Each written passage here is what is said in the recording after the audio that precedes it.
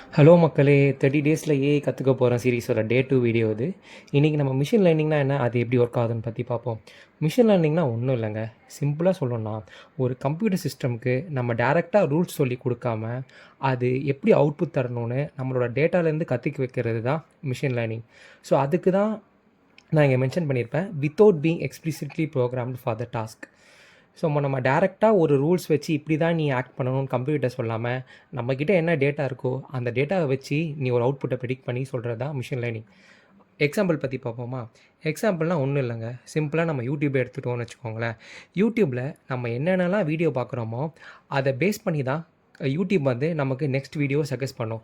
So யூடியூப்குள்ளே ஒரு machine learning algorithm இருக்குது. So அதை நம்ம பார்த்த வீடியோ வச்சு அது நெக்ஸ்ட் வீடியோ சஜெஸ்ட் பண்ணுது. இதுதான் சிம்பிளான எக்ஸாம்பிள். கண்டிப்பாக உங்களுக்கு மிஷின் லேர்னிங்னா என்னன்னு புரிஞ்சிருக்கும்னு நினைக்கிறேன். நெக்ஸ்ட் வீடியோவில் மிஷின் லேர்னிங்கோட டைப்ஸ் பற்றி பார்ப்போம். மறக்காமல் ஃபாலோ பண்ணிக்கோங்க. பாய் பாய்.